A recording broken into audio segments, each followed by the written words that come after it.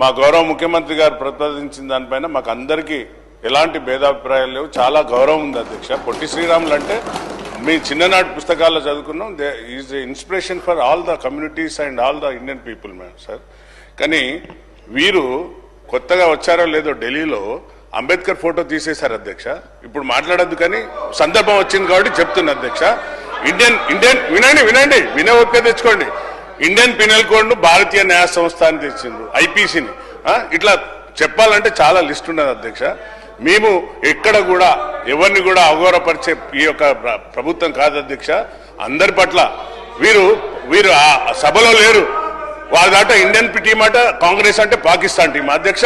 వీరికి ముస్లింల పట్ల ఎలాంటి గౌరవం ఉందో చెప్పమని అధ్యక్ష. అంటే ముస్లింలు అంటే మన దేశ ప్రజలు కాదా అధ్యక్ష? ఎంతసేపు మతాలు కులాలను విడదీసి మాట్లాడే వీళ్ళ అధ్యక్ష?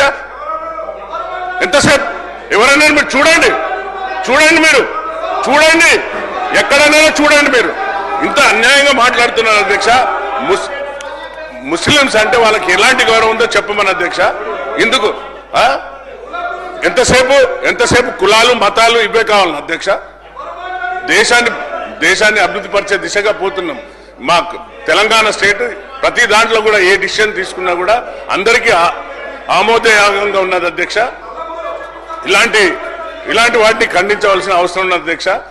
మొన్ననేమో అంబేద్కర్ని నిండు సభలో అవమానిస్తారు, దానికి ఎవరు మాట్లాడరు. ఇప్పుడు మాకు అంటే పొట్టి శ్రీరాముల పైన మాకు అభిమానం లేదు అధ్యక్ష. స్పీకర్ని అవమానిస్తారు. ప్రతిదీ వీళ్ళు ఇట్లనే మా అధ్యక్ష. ఎక్కడ కూడా మా కాంగ్రెస్ అంటే పాకిస్తాన్ టీం అధ్యక్ష. పాకిస్తాన్ టీం అని సంబోధిస్తాడా? అంటే ముస్లింస్లకు ఎలాంటి గౌరవం ఇస్తున్నారు?